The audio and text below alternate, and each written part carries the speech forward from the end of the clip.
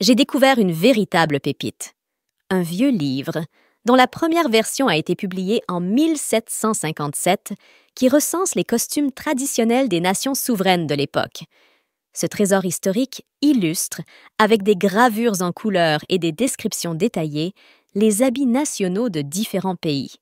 Et quand on cherche le mot « caftan », on tombe directement sur le Maroc, et uniquement le Maroc.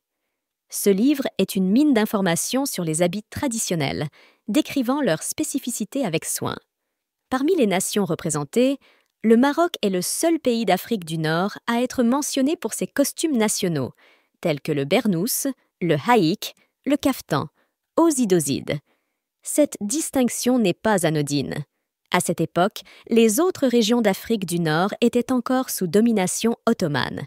Et puisqu'on parle des Ottomans, il est intéressant de noter qu'il n'y a aucune mention d'un quelconque kaftan associé à leur costume. La Perse, qui figure également dans cet ouvrage avec ses tenues traditionnelles, ne fait aucune référence au kaftan non plus. Voici une description qui remonte à l'année 1695, référencée dans le livre. Pour les hommes, le costume se compose d'un caftan, pouvant être de n'importe quelle couleur. Les manches de la chemise sont relevées jusqu'aux épaules, les bras et les jambes sont nus. Ils portent des caleçons de lin et des chaussures, ou sandales appelées babouches, sans lanière ni talons. Le bonnet est en laine rouge, parfois orné de mousseline, en forme de turban.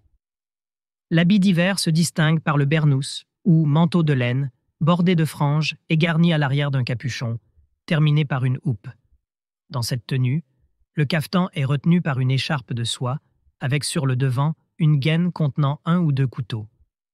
Pour les femmes du Maroc, leur habillement n'est autre chose qu'un caftan, plus ample que celui des hommes, couvrant le corps depuis la tête jusqu'aux pieds.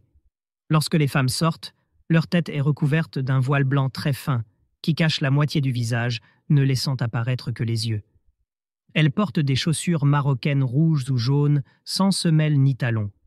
Pour le taleb, l'habillement ne diffère de celui des autres Marocains que par leur babouche, dont l'empeigne est découpée en forme de fleurs de lys.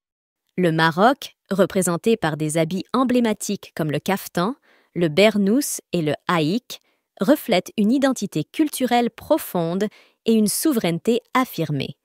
Toute tentative d'appropriation de ce riche héritage vestimentaire est destinée à s'effacer avec le temps. Inutile donc de vouloir attribuer ces trésors à d'autres nations, car la preuve est là, bien visible. À la prochaine.